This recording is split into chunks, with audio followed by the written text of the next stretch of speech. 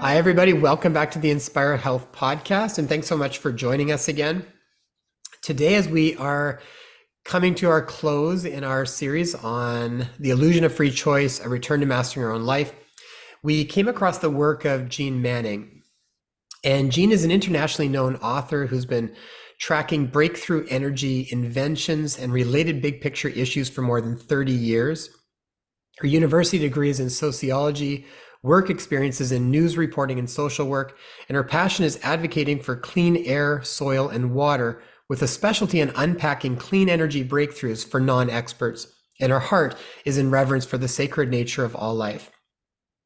Jeane's been a panel speaker at the International Women's Forum on Future Energy at Expo 2017 in Kazakhstan, and has been invited to speak at new energy conferences in Switzerland, Austria, Germany, and North America. And her books have been published in a dozen languages. We first came across her book called Angels Don't Play This Harp that she co-authored with Dr. Nick Begich. Is that correct? She's also written The Coming Energy Revolution, Granite Man and the Butterfly. She co-authored Suppressed Inventions and Other Discoveries and Breakthrough Power, How Quantum Leap New Energy Inventions Can Transform Our World with Joel Garbin. And her newest book that is coming out is called Hidden Energy. It is out. Is this one out? Yes, this one is out. Just came out, I think, in 2019. 2019. Yeah, fascinating book. And this one really dives into the concept of hidden energy that we are going to dive into in this episode. So, Jeane, welcome to the show. Thank you. Good to be here. It's a real pleasure to have you here. And when we were going through your book and we found that you're not too far from us in Canada here, we thought that's actually really exciting. I grew up in the Okanagan, so I think that's really fascinating that you're out that way. We'll actually probably be able to even meet up at some point in person, which would be really fun. Mm-hmm.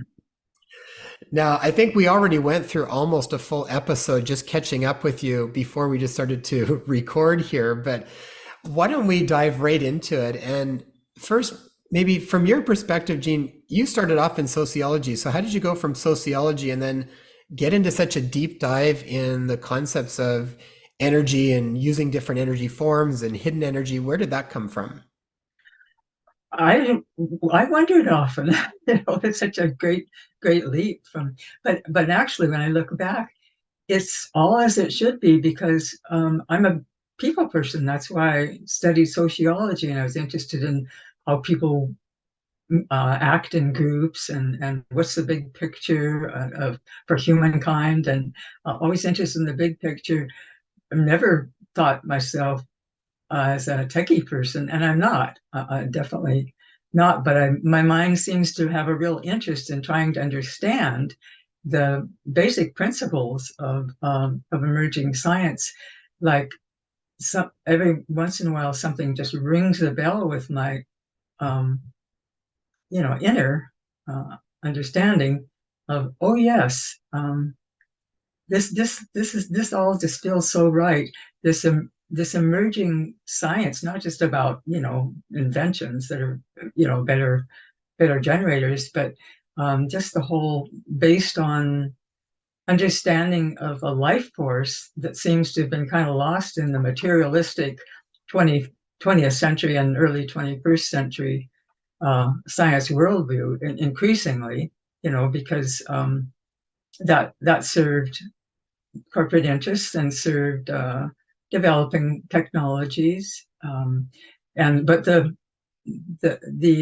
mechanistic understanding that says only matter matters, and if you can't measure it, it doesn't exist, just wasn't the whole picture. I just innately knew that, and so it's the big picture of an emerging science that could help create a better world, because it's not about tearing things up, breaking things down, and destroying like our energy technologies that we currently use. They're based on the motions that nature uses to get rid of what's waste product. Like burning. We burn fuels, or exploding atoms. Well, of course, the clean energy technologies are are based on tapping into nature, the tapping into sunlight or wind. But to date, they haven't been power dense enough to really make a dent in the worldwide consumption of energy. It's just very predominantly fossil fuels or any kind of burning with a segment of nuclear power, which is really horrible in terms of the life force. Um, so I'm all on board with the clean energy alternatives, and it's just turned out that there's even more that we could have um, when the time is right, I guess. Mm. Yeah, I definitely think,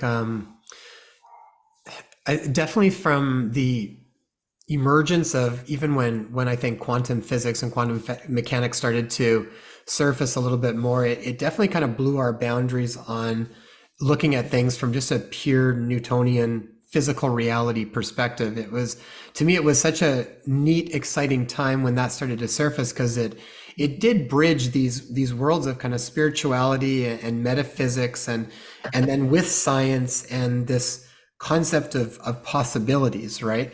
And what could be possible. That part I think is really exciting. And I feel like at a certain level, that resonates with a lot of people as an underlying truth somewhere, even if we can't completely comprehend it. So I feel like this is where we're kind of moving in a lot of ways, is how do we blend this stuff? And now we're trying to figure out, how do we scientifically sort of validate certain things that maybe felt right, in our heart, or that even different indigenous cultures knew about for a long time. And now we're kind of finding different ways to try to, I guess, maybe appease the intellect around that. But it's exciting times to see what we can create from it. When you wrote your book, Hidden Energy, tell us a little bit what you mean by hidden energy. Why that title?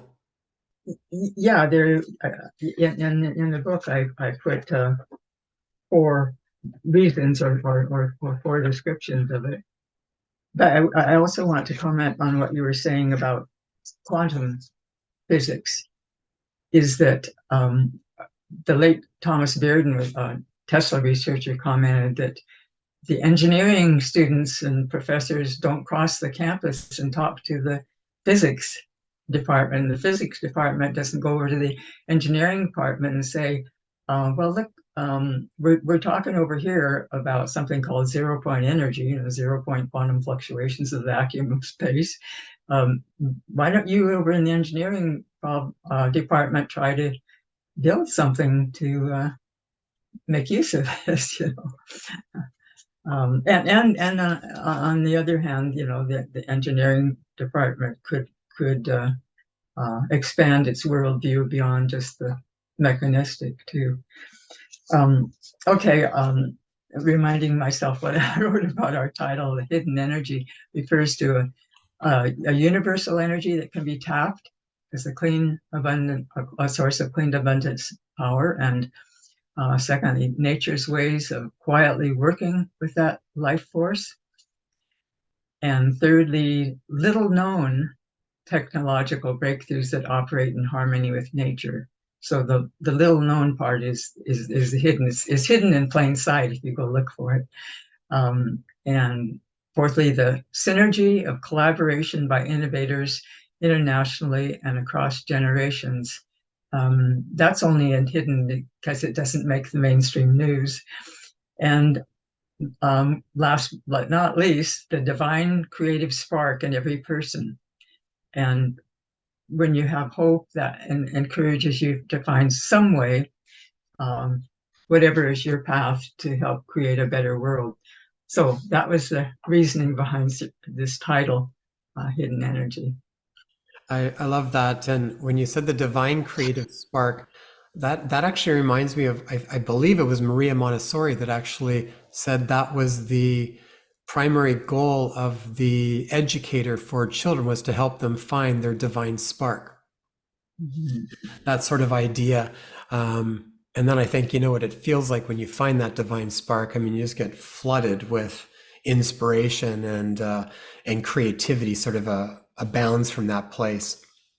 That's what's been happening to inventors around the world that get inspired, and sometimes they get in dreams. They get an answer to some problem they're working on, or if they're they paid their dues by really doing their part of study and experimentation and everything, and they come to a point where they have to go for a walk in nature and let go of it, and then answers flow in at that time when they've let go and being just being.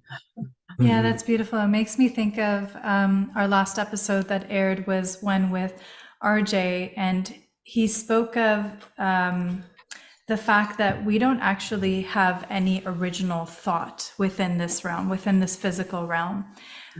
Whereas if we open up our vessel and release the thinking, the incessant thinking, which is essentially tied to past thought, past actions, then we can open ourselves up to divine inspiration and insight and deep knowings from unraveling from within. And it just made me think of what you're speaking of, is like, even with the innovators that are coming up with new ideas, it's interesting because it's almost as if oftentimes we've looked into certain inventions coming about, and there could be one taking place in Russia, and there could be the same exact invention coming up within North America at the same exact time. So it's almost like if we're able to open up our minds and our hearts and our bodies enough and let go of inhibitions, then we're opening ourselves up to divine inspiration coming in at the time that we need it. And it's like, it doesn't, if that person is not open, then it'll just come through another person that's needed in this particular continent. But it's really interesting. It helps me when I'm writing a book or whatever, and I looking at what I've written and say, oh, that's not going to catch anybody's attention. That's boring the way I've written it. And maybe I'll go have a sleep on it or something. And often it's in the early morning when I'm working on a project and I'm lying in that half awake, half asleep state that the words flow in, and pretty soon I'm so full of them that I have to go to the computer and start typing. Beautiful. Yeah, I think that's so true. It's like before you've had a chance for that thinking mind to really get revved up and start going. Prior to that, I think is when we are sort of in that lucid phase of being able to connect to these. I mean, I think ultimately they're like different dimensions and really different information, very different wavelengths of information. I think that we become privy to at different times. So yeah, it's like when people try to meditate first thing in the morning when you're still kind of half asleep, half there. You're already in probably that theta brainwave state where you can actually tap into it much more easily. Then once you kind of got going in the middle of your day and the stressors and all the different things get kicking in and you're kind of more in beta, you're really not sort of in alignment with tapping into that different kinds of information. Jeane, when you explain the information around the hidden energy and just where the book came from and whatnot, from your perspective, why are these things not so, in the forefront? Why are they not so accessible? I find like this is something that rolls over sometimes when I think about it with medicine. It's like I'll often hear, well, if that was really as good as people are saying, then my doctor would be telling me about it, or it would be out there in plain sight, right? And it's like, well, it doesn't always work like that. There's other reasons why things aren't always, there in the forefront at this point in time. From all of your research, is it that a lot of these energies are just not ready to be in a place where they can be used? Or what's the reason why, from what you've seen, is that they're not kind of there so accessible that they could be maybe? Yeah, there's a number of things going on. Technically, inventions are ready to be developed to commercialization point. I mean, proven in the prototype form, and it just takes a standard engineering team to make a commercial product. But one thing, they're never funded. But why it's not in the public consciousness? Why it's not cocktail party conversation, if people still have cocktail parties, is, I think, for one thing, maybe the time isn't right for as far as really powerful energy dense inventions that could be misused. But on the other hand, there are ways to make sure that you're just using something that's safe, that could not be weaponized, and the magnet-based inventions fall in that safer category in my mind. But as far as, again, the consciousness that so few people are aware, such a small minority in the world, I've been wrestling with that ever since I sat down to write The Coming Energy Revolution, and I got notes here from that. What I said in the beginning of that book, why haven't you heard about the push to develop radically different energy technologies? And I said that scrutiny of the field reveals a complex picture with dark areas of greed, corporate lobbying over many decades, international politics. Geopolitically, it would really change the world to have a replacement for oil. Bureaucratic inertia, like, not on my watch. I don't want anything disruptive to happen when I'm safely comfortable in my job. And academic resistance for kind of some of the same reasons.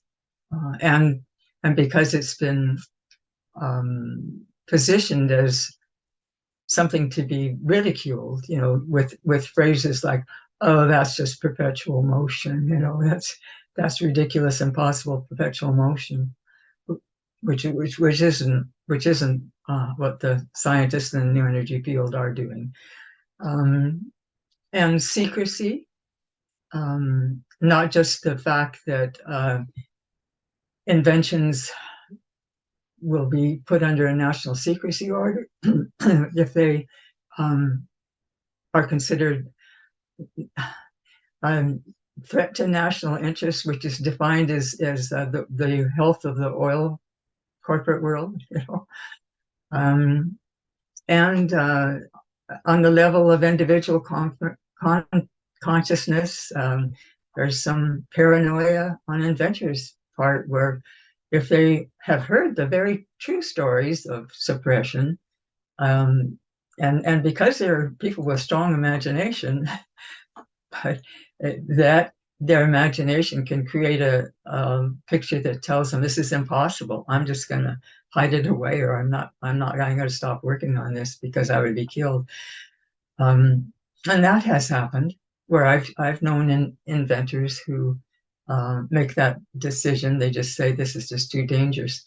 It happened, for example, in 2004, my dear friend, Dr. Jeane Manning, who's back east in the US, and he was murdered. He was so important to the new energy field at that time. He not only had very impeccable credentials, and he'd been the science writer, or the PR person for MIT, to interpret what the scientists were doing. And that was at the time that what was called cold fusion hit the news, and he saw that they actually changed their figures on this study. He saw an instance of fudging data at MIT, and so he quit that job and founded a magazine, and he was very articulate. So he was on coast to coast radio, and he had a feisty personality. He would not back down. He was all the things that were needed in a spokesperson. And so it was several years before the murder mystery was solved. And in the meantime, I heard, inventor after inventor saying, it's just too dangerous out there. But as it turned out, and people who say, well, it wasn't random violence, well, that's factually true. but it wasn't suppression either in that case. It just happened to be that he'd gotten into a scrap with some characters, some real low-life people who had trashed his parents' apartment while they were in hospital or something. And I knew how he didn't back down, even in the face of 6 foot something man that he was arguing scientifically with. He was like a terrier and just not letting go of it. So yeah, it was horrible. He was bludgeoned to death, but it wasn't in that case a suppression. But it set the field back because of the belief that it was. Okay, that was a pretty dark story. I'm sorry. There are, and I will get to the good news that's happening as we speak. Where people are going forward and ready to bring something to market. Yeah, and I don't think we're this is new for us either, and probably for most of the friends that are listening in. We have been aware of water being used to run cars and many other inventions. We'll be speaking more about this actually within the series before it ends, but so many have either been suppressed or the inventions have been bought out and then completely erased from the books. Or yes, the inventors themselves have been mysteriously killed or they've gone missing. I think what's interesting now, because you alluded to it in that, perhaps even consciousness wasn't quite ready for it. But it seems that what we're coming into now in this current time in humanity's history is that all this stuff is starting to bubble to the surface for us to be able to see things very clearly as they are. And that's going to enable us to become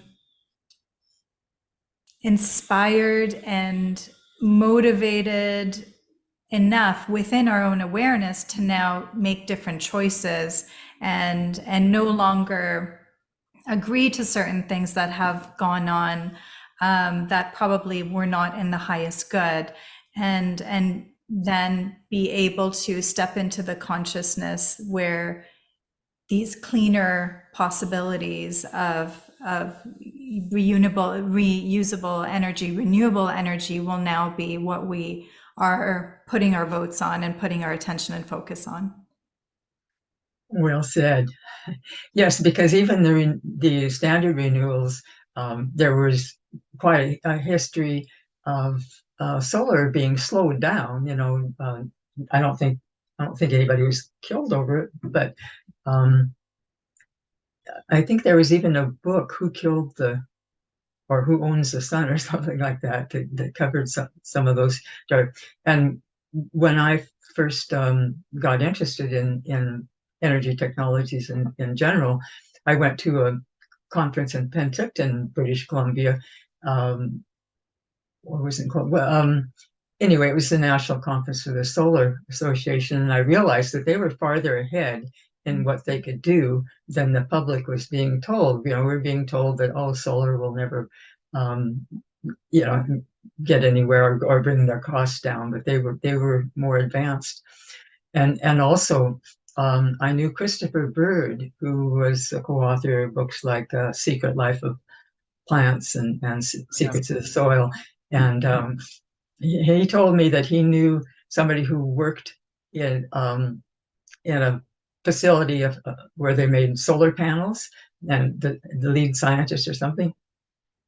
And that man reported to Chris that he could graph the improvements in solar panels from their company on a real upward swing, just consistently better and better every year. And then after the company was bought out by a big oil company, I don't remember which one it was, but one of the major ones, then it just leveled out. Mm-hmm. And from the inside, he saw what happened was that when one of the researchers had mediocre idea. It got funded.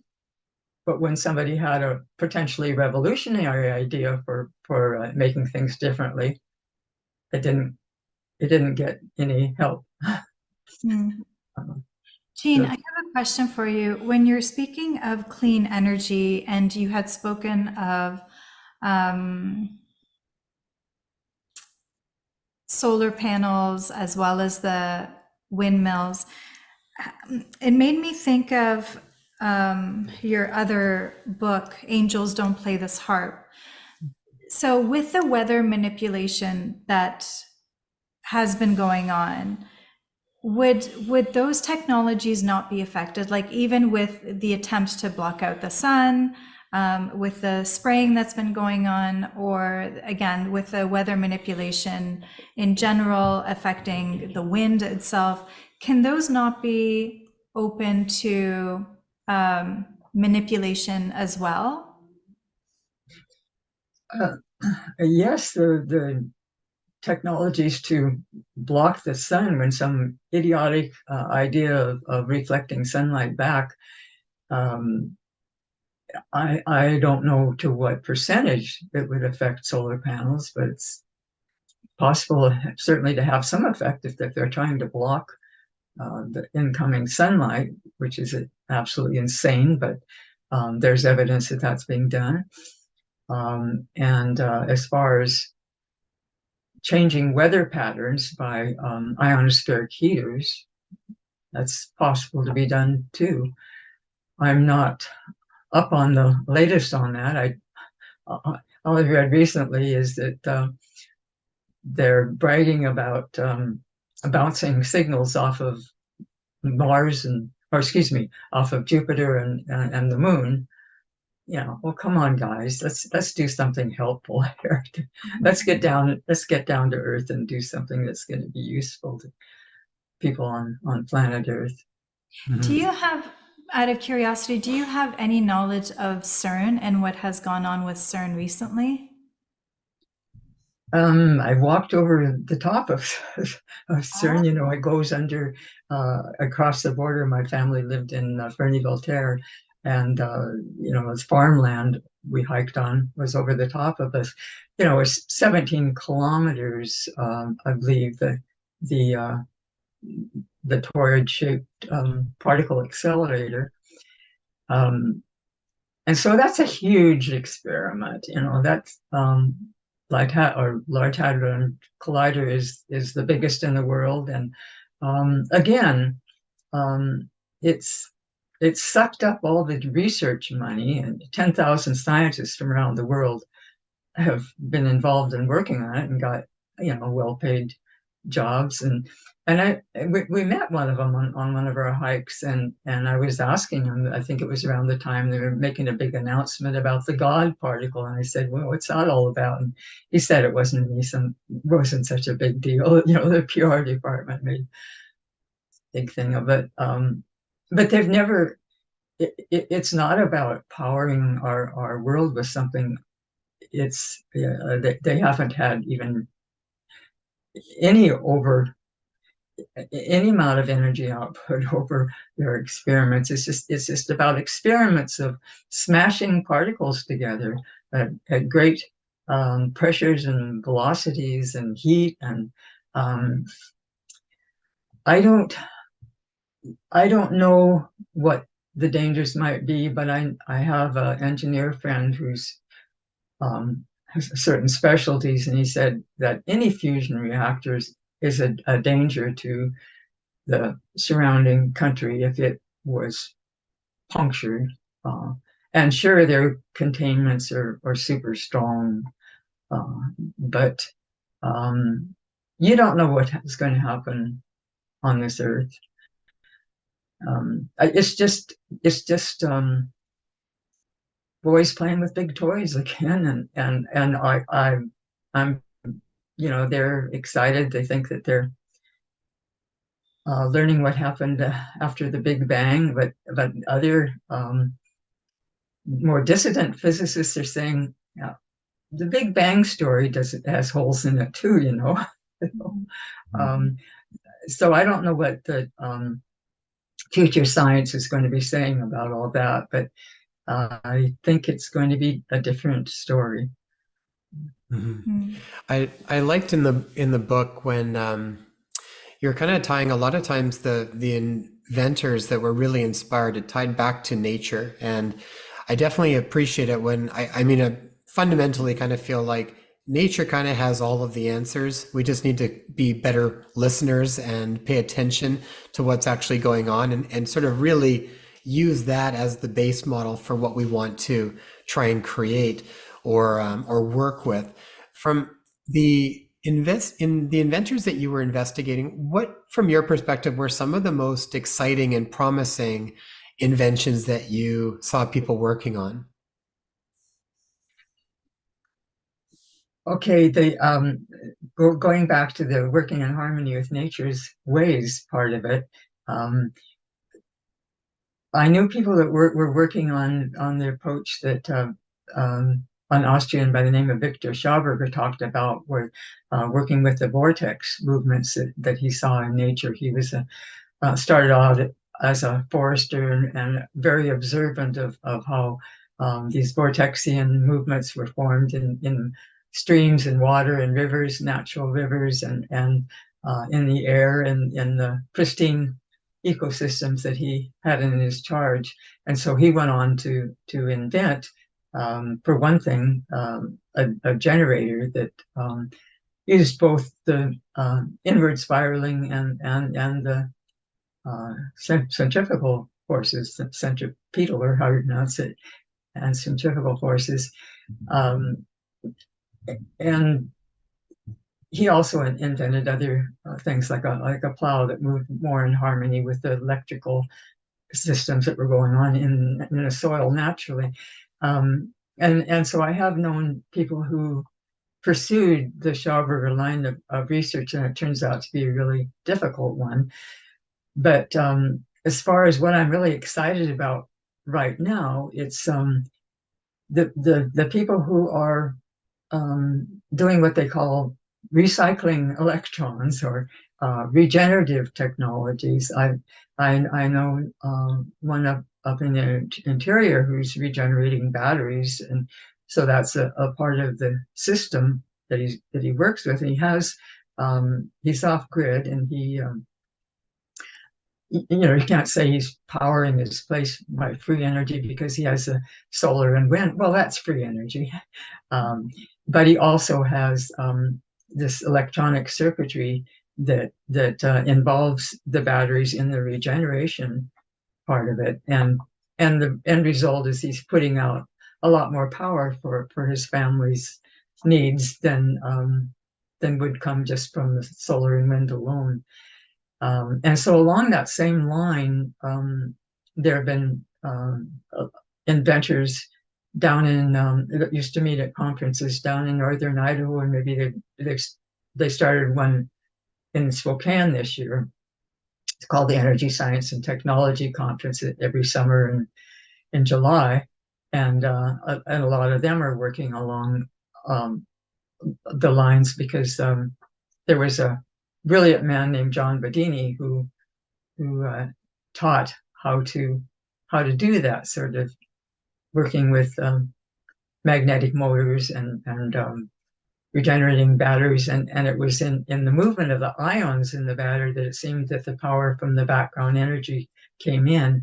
So what was going on when some engineer who was skeptical would come along and have some really good instruments for measuring, and they didn't find anything anywhere where there was more power coming out than that. But it was the whole, if you looked at the whole system, yes, there was.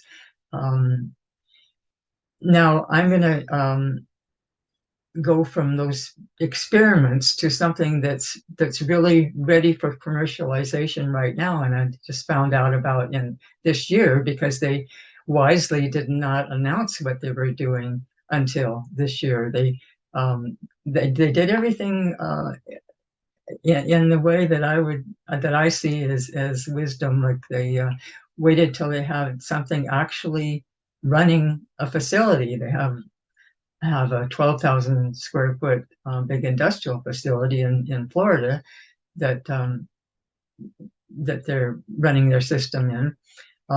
So anybody can look up Holcomb Energy Systems.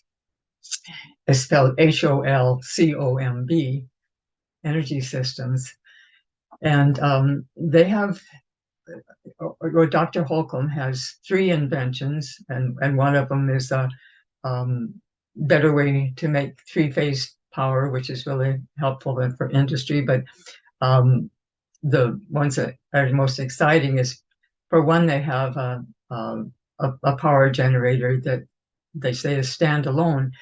Well, again, wisely, that's not what they're using in their facility, because maybe the world isn't quite ready to swallow that one. But what they are using is revolutionary. It's they call their inline power generator, and the bottom line is that they do take some power from the grid, but it multiplies that power. So at the very least, the world could be cutting in half their use of power from the grid. And that's huge, with the potential for a lot more. And I like so many things about the way they go about things, like their philosophy. They're really keen on bring this out to the villages, to the people of the world that need it. They're not saying we've got to make a lot of money by going big and switching over what the utility companies are doing, and that would really go head on against vested interests if you going to mess with the utility companies. And they're looking at, because they obviously care about people, they're looking at Africa, but also because that's an opportunity to not have to go up head on against utility companies. Because in rural areas in Africa, there isn't a grid. They don't have an ugly spider web of power lines over their landscape. And so that would be where they would have to use their self-running or self-powered generator. And so again, wisely, they're not saying, they're not putting their hand out and saying buy shares in our company, or they're saying please spread the word and help us connect with partners. They want to partner with already established industry manufacturers and people who can help take it to the step of manufacturing and distribution.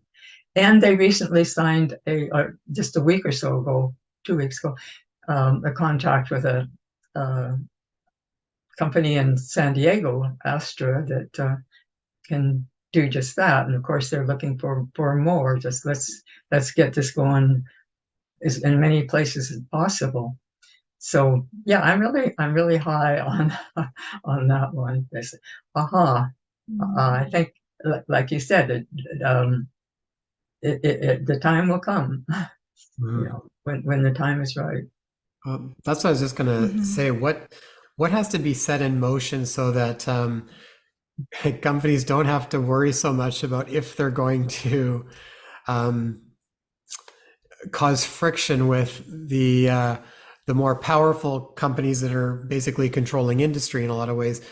Sort of, how is that going to change? And I guess part of it is you go where you can, where you're not in direct competition. Like you said, some of these countries where there's not such a this monopoly of energy in a certain way. So it's like you can do it there. And then I guess it's just funding is a big part of it too. It's how do you even survive amidst the competition of these big companies that are monopolizing the field, and I'd be interested to know what you're finding, but briefly I will mention we feel like it's going to be a grassroots sort of movement, because even for us, like, we personally wanted to support certain companies that are doing really great work. So we ended up selling our house last year and investing a lump sum within those companies that we ultimately, we have kids, we have 3 kids, and Mhm. we want our kids to grow up in a world that's conducive to their health and well-being and goodness. And so we're investing in that. We're wanting to have, a skin in the game, if you will, of that world coming about. But what are you finding? How do companies, even the whole home energy systems that you're speaking of, how are they making do with funding if they're not reaching out specifically to groups and asking for assistance? I don't know the answer to that. It could be that somebody had an inheritance, or who knows what. I was supposed to have a Zoom with them last week, and then Dr. Holcomb wasn't feeling well, but they said they will reschedule, and hope I can find that out. And so what? Yeah, so they were able to get farther than many other good inventions could. Um, yeah, one more negative example of what's happened recently is Infinity Saab. Nothing negative about the invention, magnetically propelled generator. The inventor was from Russia, and he actually from the Ukraine. He wasn't getting the kind of support he needed there. You know, oil figures in there probably too. So some people in South Korea offered to help out and fund him to build a lab there, and he went there, and they did set up a lab, and he did advance his invention there, which involved magnets and a pulse motor, pulsed with very advanced design and push pull of magnets involved. I didn't meet them, but I do know have a friend who went there because he was trying to raise money. My friend was for them, and my friend saw a demonstration. He talked about the advanced version that ran on they went out on some island just to show this wasn't connected to the power lines, and did a demonstration for 5 hours, and then I just know bits of the story, but my friend did see something that involved an electric vehicle. I don't know if he saw one running, or if he saw that the engine worked in the lab or what. And then he's 2 weeks after that demonstration, my friend was back in Washington State and got a phone call saying that the lab had burned down with the inventor in it. Oh, Yeah. So Yeah. that set things back there. My friend still hopes to be able to raise money to bring the CEO of that company to USA, because he was such a partner with the inventor that he probably understands how it was built. But it just certainly took the wind out of them. Why did I bring in that negative example? Um, Well, I think it's just it's part of, I think, looking into all of this stuff. You've got real beneficial stuff, and then like everything. I mean, I hear the same stories that I've heard in medicine for a long time. You get people that come up with really innovative ideas, and it's a whole myriad of stuff. Either they can't practice the way they want to practice because it's not governed. You're not allowed to do certain things or experiment with certain things. So they usually don't stay in North America. They have to go somewhere else, where maybe they have a little bit more flexibility with what they can experiment with. And yeah, sometimes these people end up just disappearing or well, it's whatever. just even showing up so clearly now, even within censorship. Like, what is censorship? Why are you Yeah. censoring information and opinions and insights? So that's definitely happening everywhere right now. So whether it's coming from intentional or accidental or whatever, It's a tricky thing to know all of the pieces of, but like you said, it sets things back somewhat. Back to your book on hidden energy. What did you find around water? I'm always really fascinated about the research that's coming up specifically with water and the relationships around water. And when we did this series on energy, frequency, vibration, magnetics, and X era of healthcare, water did come up a couple different times, even around the idea of sort of water clusters potentially housing specific frequencies and frequencies being literally information. And I remember watching a video by someone named Ralph Sudeth, I think, and he was creating a water purifier that all talked about with vortexing. I don't know all the details on it, but it was basically vortexing with specific geometry tied in there. And I mean, he was showing some pretty amazing results, but I remember talking to a friend of his that knew him very well, and he just kept running into roadblock after roadblock because for him, from his perspective, or well, I shouldn't say his perspective, but what happened was he would be trying to get it into the system, but because the contracts were so connected that clean water had to have a certain amount of chlorine in the water, that was always the rate limiting step. It was like you couldn't actually bring it to manufacture because you have to have a certain amount of chlorine in the water to make sure that it is actually clean, even though this machine completely cleaned the water and purified it in its own right. So without chemicals. Without any chemicals. But he, from that point of what he could do versus what he could then get in was very difficult. But I find like a lot of the research coming up around water is really fascinating. What have you come across and what's the potential around it? That's one of my big interests. I've even gone to conferences that were exclusively water, down in, or about water, I mean, down in Dallas and even one in Washington State. And it's obvious that the future science will see water for the, well, I use the term magical because magic is what we don't know yet, but it's there's so much more going on with water. It's not just hydrogen and oxygen. And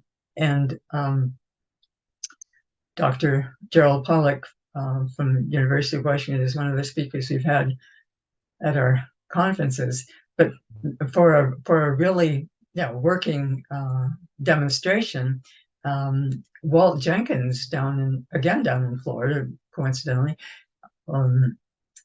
has been running engines on water. He's demonstrated in a dune buggy and also in generators that were on the workbench, and have been vetted by people that I know that know how to measure stuff, and he really does have a working technology. But it's not electrolysis, because that wouldn't end up with more power out than anything goes in. But rather, the theory is that, and it wasn't Walt Jenkins that came up with this theory, but he says, yeah, this might be it, is that there's these microscopic ball lightning events that happen in the water in the engine, just because of the way he creates what's going on in the engine. And there's a man down in Utah, Maury King, a systems engineer, who's written books. Well, he started off going through the peer-reviewed literature to find instances of research that showed that zero-point energy could actually be tapped for useful work. And there's a lot actually that he cites in the standard physics literature. But anyway, he went from theory to theory and invention to invention. And when he saw what Walt Jenkins was doing, then he said, oh, I think I know what's going on in there. And he tied it together with a lot of other things he'd learned. And so Maury King is the one who came up with that theory about the thunder engine, or microscopic lightning happening in there. and the theory is also informed by the work of a man named Ken Shoulders that I've written about in other books, who was a genius. He was one of the fathers of early understandings about electronics, and what he ended up working with, self-funded, was microscopic clusters of electrons, or in ways it's supposed to be impossible, but so much power was encased in these little microscopic ball lightnings, again, that so much power that his problem was it could be destructive of other materials, and also put out an EMP pulse and fry the electronics in his lab. So the power was there. He just wasn't able to get it down to a usable amount. And there's another Dr. Randall Mills and his brilliant light power. People can look up the website brilliantlightpower.com. I haven't seen anything updated on there recently, but I assume he's still going.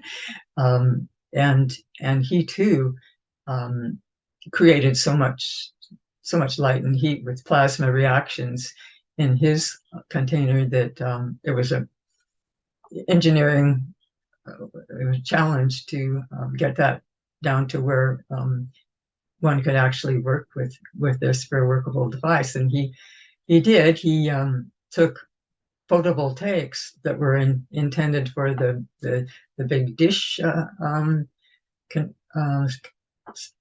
you call them, concentrators, solar concentrators, and put those around a black body radiating thing that he'd put around his invention, and got it down to frequencies, I guess you'd say, that could be worked with. So there's a whole frontier that people aren't told about. Yeah. And Dr. Mills went to the media at one point, really tried to make a swing through the country to present demonstrations and explain his theory. And maybe his theory is too far out, but what's really important is he's got something that showed that he could create results. And even him, with a background in Harvard degrees and MIT engineering and everything, as well as his medical research, just didn't get the traction in the media, which is another big and maybe sometimes the biggest barrier to the public learning about what's going on. I think that the stories that were planted in books way back when the so-called captains of industry, starting with J.P. Morgan, who had funded Nikola Tesla for a while, and they liked what Tesla was doing when he brought us the alternating current technologies that we use for power generation and distribution. But later in his life, Nikola Tesla went on to work with something more revolutionarily different, and that was not wanted. He seemed to, according to all the researchers that have studied his writings in great detail and done all the experiments, just carefully trying to follow all the directions exactly, and gradually understanding what Nikola Tesla was doing later in his life,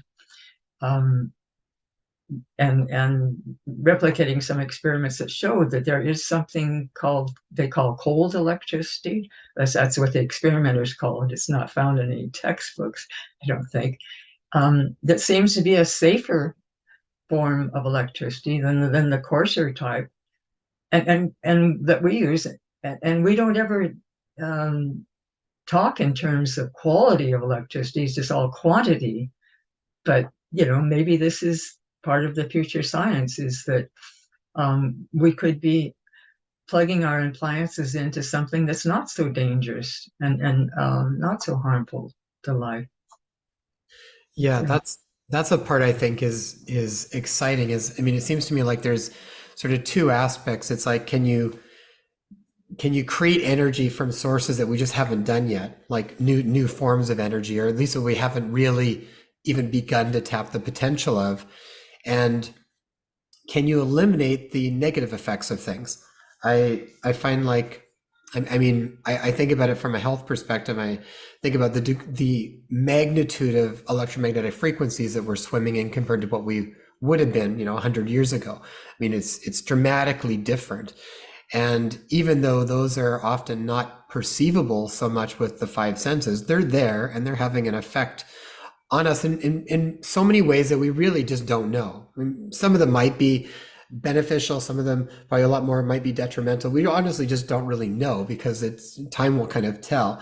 But you definitely see people that are more the canaries in the coal mine that have troubles with some of those things. So anything that would allow to have the benefits that energy produces, but can mitigate and just not have to have the negative sides of things. I mean, and it seems like those are there. I mean, I know Mhm. you've seen some of that stuff. And I guess it ties back to like that concept that Rudolf Steiner said around moral technology. So maybe you can speak a little bit about that concept, because I feel like that's kind of at the heart of what's really going to allow that stuff to come to the surface. Mhm.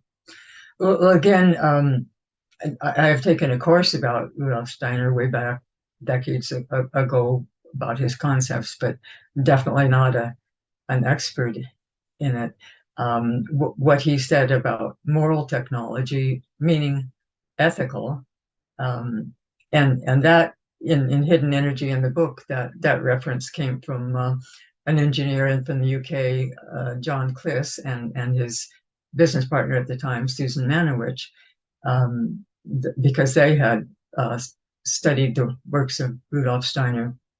It boils down to how you use it, because a technology in itself, yeah, I'm really picky about use of words, and I say the technology itself is neither moral or ethical. It's the intention of the people that are using it, and I think maybe that's what Steiner meant. But it is also a case of different types of technology that Steiner envisioned because he knew about the work of a man who was or not decades, but centuries ahead of his time, John Worrell Keeley, um, that worked with vibrations, sound, and setting machines into motion with even the note played on a violin in one case. Um, so Steiner knew these things were possible, and he seemed to tune into maybe the future. He was just a brilliant philosopher who got his information from sources that weren't just textbooks. Um, and yeah, and maybe the technologies of the future will be something that's consciousness is operating, and if a person of low consciousness would not be able to set the machine in motion, then that would be a safety factor. So this we're talking about is different than implants in your brain.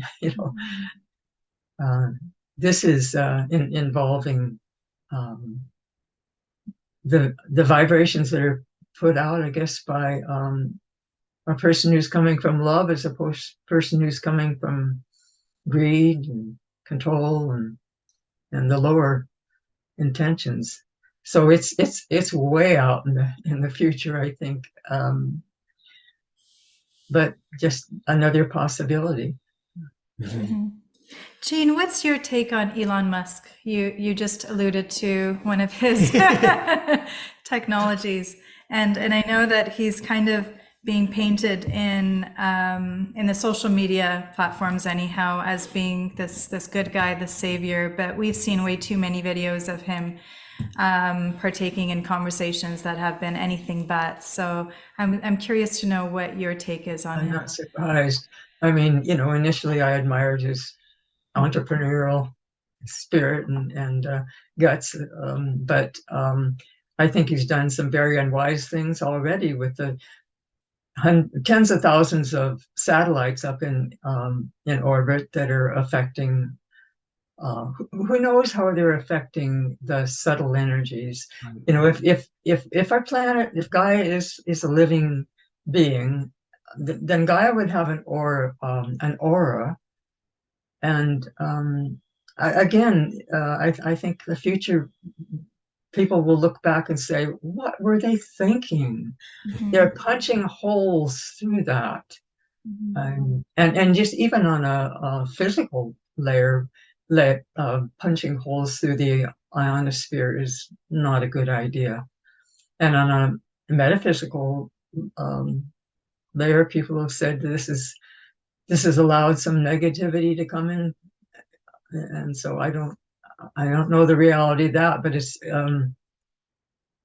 idiotic. um, if he were tuned in to, for instance, the story of Tesla, whose name was on the company that Elon Musk bought when he bought an electric car company, he would be interested in the effects of what he's doing, because Tesla talked about when we understand the non-material world, we can make more progress in a decade than has been made at all in the past centuries. And Tesla was a deeply ethical person. He may have been made big boys with big boys toys mistakes too, but he was trying to do something. And I'm sure Elon Musk and his supporters think that that's all for the good of humankind, what's being done, but I don't see wisdom in well, for example, rockets. That's not the most enlightened form of technology. If it's like a big firecracker burning fuel and creating a hole in whatever layers it goes through up in the upper atmosphere. That's not the ultimate. Yeah, I know it's interesting. It's almost like we were talking about prior to beginning the interview, just around the idea that a lot of times I think a lot of people do things with I mean, definitely sometimes people do things that are not necessarily in integrity, but I think a lot of times people do stuff that's in integrity in what they really do maybe think at this point in time is the best thing. But there's definitely some things where I just don't feel like there's enough foresight, as far as we just don't know long term. And some of these things are really big, almost decisions that are being made that could have really dramatic long-term effects, and not just and on everybody, like on the entire planet. So I'm just it surprises me that those things are even allowed to happen sometimes without more. I mean, I don't even know how you could do long-term testing. They'd have to be so long, because you really just don't know what you're even playing with. It's almost like some areas I kind of feel like that shouldn't even be an area of research to a certain point, because we don't know the detrimental effects of it. And even with your book, Angels Don't Play This Harp, that was a message that was loud and clear, that came out consistently. It's just that we don't know the long-term effects of these technologies that are being implemented at this time. And when you said that, it's these kids playing with these big dangerous toys, it definitely seems that way. It's like, even when you mentioned Elon's technologies allowing dark forces to come in. I mean, we've even heard and discussed that in the past with certain portals opening up and dark entities coming in. I mean, there's things that are way beyond our current complete understanding of the greater reality, even, that we can even wrap our head around.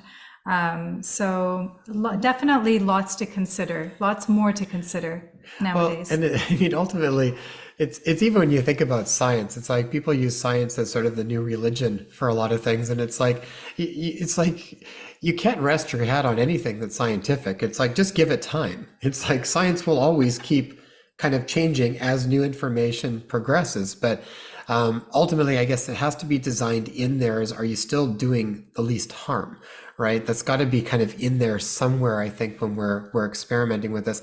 I think that's what I like about when you use nature as a template, and then you use that as the background for what you're wanting to work with.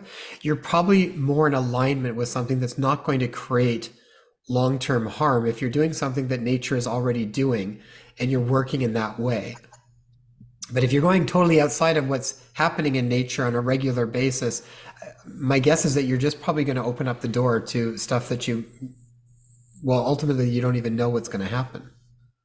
Yeah, like sending high voltage up, up through the ionosphere. I remember when Nick and I were working on that book, and I phoned the University of Pennsylvania scientist, and he was also excited because they didn't know what was going to happen. He said, we've had these different levels of effects by these different power amounts that we sent up. And we beamed up a certain amount, and there's this, and then another amount, and there was air glow up there. And we don't know what's going to happen with this next level. You don't know what's going to happen. Wow. It's it's an irresponsible attitude. And, I don't know the truth of the esoteric part, or there's a lot I don't know, but I do have a sense of let's keep it small, as beautiful and safe. Yeah. And there's plenty that we can do that is exciting. You want excitement, you want scientific excitement. There's plenty that you can be doing and creating and making beautiful, making beauty for the world, and comfort. Speaking of beauty and comfort for the world, from everything you've looked into, have you come across anything that ties in with geometry and shape and design and that aspect of things and its effects that it can take place? Well, I should have refreshed what we said in the chapter about the maestro of the universe, of the musical universe, because there is a whole chapter of interviewing somebody who has a tremendous musical background, and using his knowledge for shaping light and sound. Light and sound are divine aspects, as I was taught in spiritual studies long before and maybe one reason I got interested in this is because so much rang true about there being a background primal energy that courses down through the universe, and its finer manifestations up in higher dimensions, and it moves in swirling and spiraling and vortexing motions because it encounters resistance as it goes down through into coarser levels like matter. But anyway, that sound, inner sounds that we hear, and inner light are ways that we can tune into the divine. And so that's why Randy Masters' words really resonated with me. But I couldn't sum it up for you, what was said in that chapter. It's another way of looking at things that I think will be part of the future science, is understanding things that musicians might be able to understand easier than somebody who's got a just purely mechanistic worldview.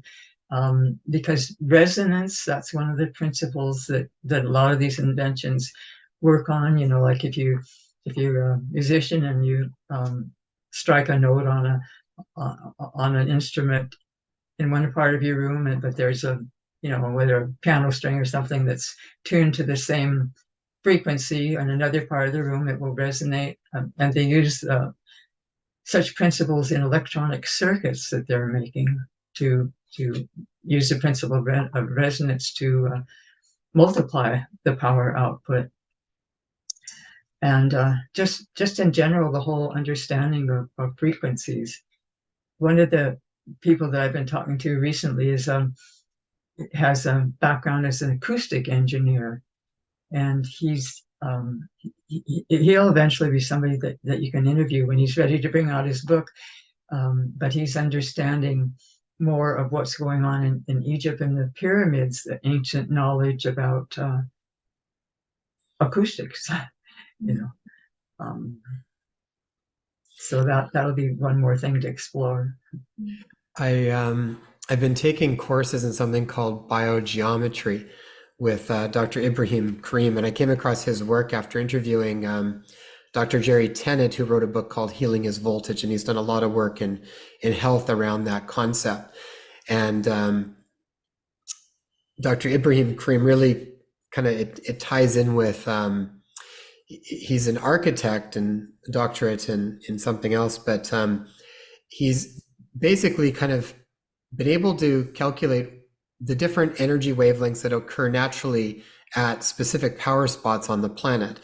And then from there, through shape and design and position and all these and angle, he's able to kind of reproduce those same energy factors that are present in these natural power spots that a lot of times would be there where you would see, more lush vegetation and trees, and people back when we were really connected to the earth, long time back, people would then build their temple or their healing center on that and then construct the whole city based from that. And it's all based from what they found in ancient Egypt as well. And even the tools that they're using for measuring tied in with physical radiesthesia.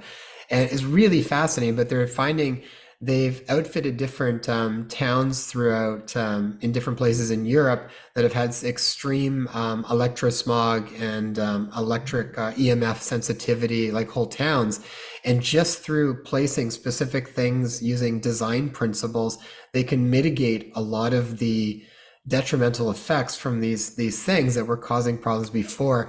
To me, when I was reading your book, I was like, that's again almost another form of free energy. It's sort of this, it gets into a lot of details, but I found it incredibly fascinating. There's a whole application for people who can actually do that within their house, and you can check it and you can feel a pretty substantial difference on what's going in the house, and you can use it again for health and wellness, even specific shapes that resonate through with different organ systems and even different numbers that have, it gets into a lot of different pieces of it, but it's absolutely fascinating. I'll send you some information on it because I think you'll probably find it really interesting. Oh, good. Yes. And the angles of the Great Pyramid, they're, I know of Dan Davidson wrote a book called Shape Power. And he showed that actually the certain angle is a way to send energies up or tap into the background energy. What he used for his research, for one thing, was a number of psychics who didn't know each other. They were just in quite different places in the world, and giving them the same experiments to see what they saw as far as energies coming off the top of a pyramid, small scale pyramid. And he is somebody who takes that understanding to the level of building energy devices. And I remember one of his books gave the phrase that stuck with me is free energy equals freedom. Mm-hmm. Mm-hmm. And I guess that's why it's such a threat, because if we could live anywhere we want and build greenhouses that are powered by abundance of energy for the light and heat that the plants need, we would really be independent. Mm-hmm. Yeah. Mm-hmm. And I've been told, kind of warned actually, that when it comes to propulsion, that's where those who want control really really come down hard. If you're going to teach people how to have their own self-powered, lighter than, a flying vehicle. Yeah. Right.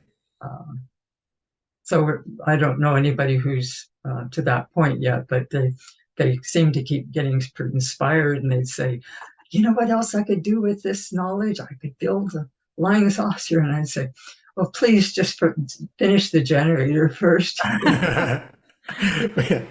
So we The can use it generator down on the Earth. might be more good for the moment. Yeah, that's why we love having these conversations. Jeane, with your background in sociology and just observing people, and now with the research that you've been doing for a long time around clean energy, do you feel like within our lifetime we'll see a shift in what humanity is now going to be welcoming in more? Definitely, I see it in your lifetime. I don't know how close I am to the end of mine, but um, it's inevitable. And because we're in a time of change, sometimes that can open up windows of opportunity. Um, and it's also certainly opened up the consciousness of a lot of people, which is the key to the big time change, is a critical mass of consciousness that says, we're ready, we will use it responsibly. Um, we're ready to cooperate with each other and cooperate with nature. So we just want something to warm our homes for our families, and be able to grow crops in a greenhouse, and be able to cool our houses in summer, and maybe run our businesses or even manufacturing facilities. Even the possibilities in a recycling center, there's a lot of materials that aren't being recycled because it's too energy intensive. Whereas with an abundance of clean power, then we wouldn't be wasting so much material. But I think that the consciousness change will bring a lot less consumerism. That's part of it. Just the general understanding that we've trashed our environment by our consumerism, and it's time to do things differently. It's time to have the values that are more considered old-fashioned, family and community. But that's where happiness is. Yeah, and I mean, I definitely agree with you. I think that's been a big shift in priorities for people. And as priorities change, then we put our money towards different things. We are interested in different things. Everything kind of simplifies. I think a lot of stuff is simplified. I know for us, it has simplified, and we've even tried to simplify it even more to surround those key priorities that we're most interested in supporting. So, And what's really neat, it's almost as if there's these two timelines taking place simultaneously, yeah. and one might be pushed by maybe the nefarious forces that are trying to veer humanity in one direction, Or just more technologically. I think or people that are they're more wanting more and more technology are wanting to go one way, and people that are not so comfortable with the technology are wanting to go in a different way. right. And then with the other timeline, what the quarantine period has actually afforded us is the kind of re-examining what's truly important and reorganizing our life around those core values. And then really trying to figure out which direction we want to move into now. It's definitely, we're kind of at this precipice for sure. What came to mind as you were speaking just now, Jeane, is I've been reading a lot of Guy Stephen Needler recently, a guest that we've had within this series as well. And he's very tapped into the greater reality. And in one of his books, he describes a conversation that he ended up having with the extraterrestrial. He was actually in meditation and he started to come out and look around, and he noticed these other beings that were coming in with their ship, landing and looking around and examining things. And he walked over and he approached them psychically, and he said, what is it that you're doing? What is it that you're looking at? And these ETs were really surprised. They said, oh, you can see us? And he said, yes, I can travel through the frequency, so I'm able to view everything that you're doing. And they said, well, we're coming in and looking at how humanity has changed through the ages, where not too long ago, they were specifically in Greece. He was in Greece at the time. He said not too long ago, the Greek population was very much a part of the land and working the land and paying homage to the land and treating the land as something sacred, nature as something sacred. But within just a single generation, the children no longer wanted to have to do anything with the land. They actually felt that it was below them, so they opted for the expensive cars, the multiple vehicles, the bigger houses, separation from each other, the Gucci's and buying brand names and what have you.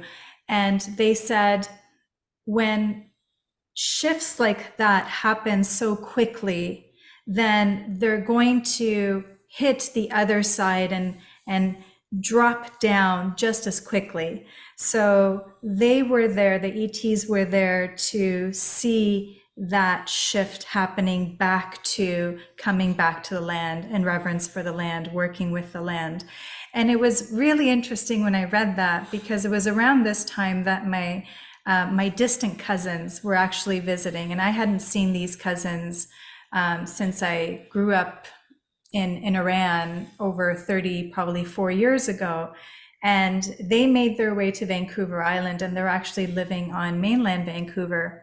But they came to visit, and it was really interesting for them to see me, because they had left Iran to come to Canada for the better life, and they were excited to, for both the mom and the father to work full-time jobs, and the child to be in daycare and not seeing much of their child during the days, and coming back and not really having much time to spend with the family, because then you're stressed from the day, you're carrying on your workload, you're having to make a meal really quickly, or even pick something up on the way and bring it to feed your family and go back to bed and start this rat race in the morning and continue this on until they only have 1 day a week off.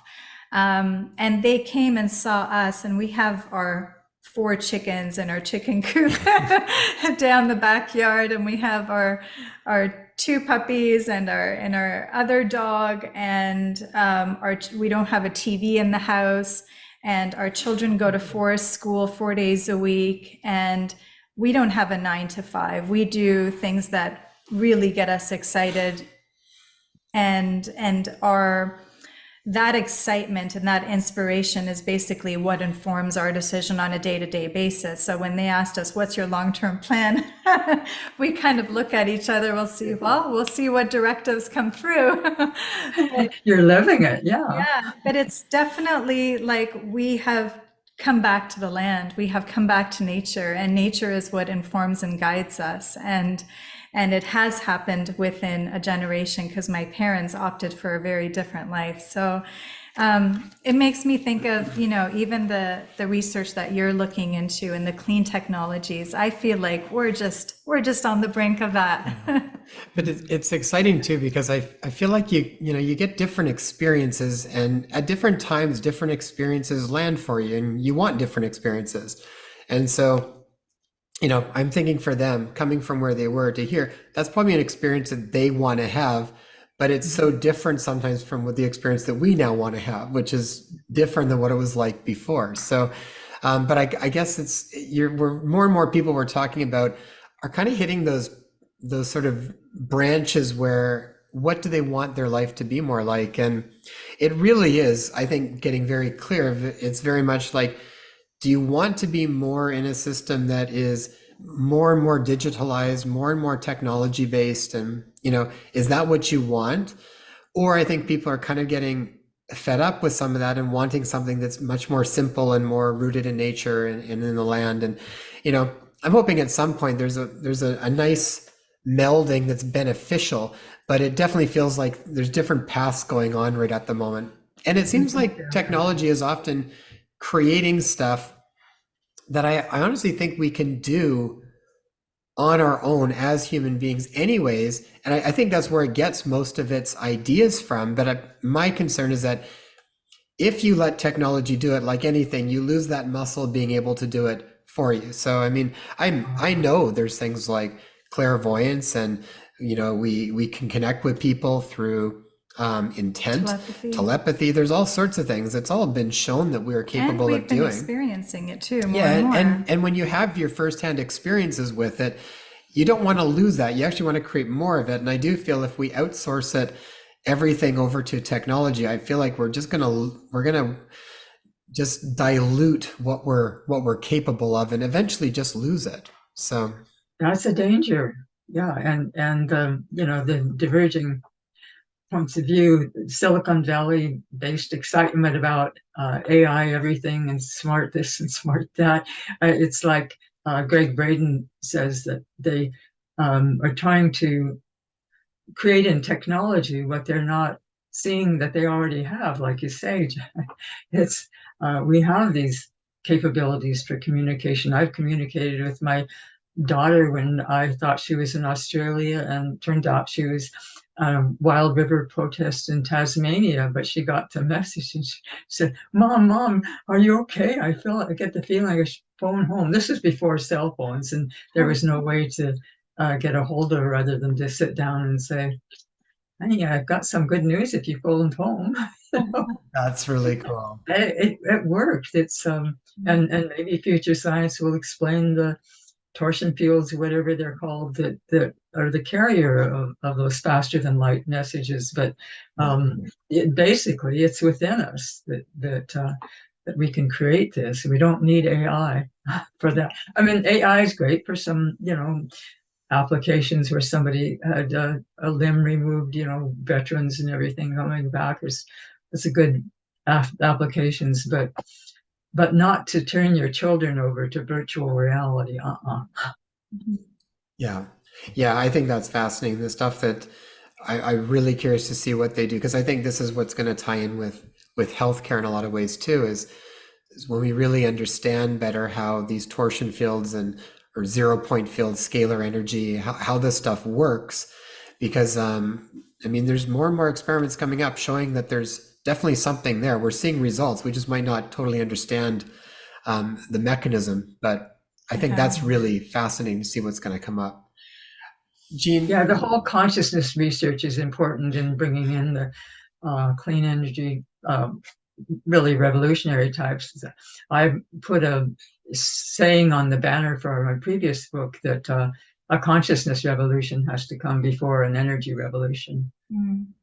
and it's happening. yeah, absolutely. Jeane, thank you so much for your time. Where can people learn more about the work you're doing, and where can they get your book? And even before getting into that final detail, I was wondering if you can offer our listeners just a way they can step into being more masterful at navigating their own life from today. From your research, based on what you've been looking at within technology, what are some ways that we can start to take back our power and step into our lives as true masters? Mhm.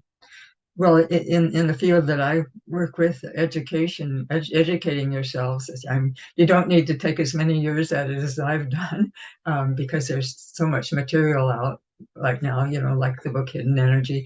And for those who are technical people, there are books like Maury King's books. But the most powerful thing that everybody can do, I believe, is our thoughts. Knowing that they are creative, they help create our reality. Especially if we put emotion into what we're envisioning. So let's not put emotion into fear of dystopia. There's enough of that going on. That's really put a lot of gratitude uh, and love into a picture of a future in which we're living more harmoniously with nature and each other. Beautiful. Thank you. One of the things that we were talking about prior to is this idea of educating yourself so you're informed, but then don't go live in the stuff that is stressing you out or make you feel like you're got to hide in a bubble from the world.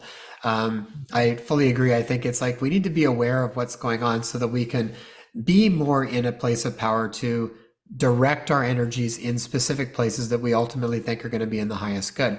So even the stuff that we've kind of brought, most of the time we talk about it fairly lightly around the different conversations, and they're all over the place, but even around stuff like if you're aware of things like, say, flicker rates that happen on TV that you might not even be aware of, being aware of it just puts you in a position to then make certain decisions in a way, and be more in charge and responsible for what you choose to do.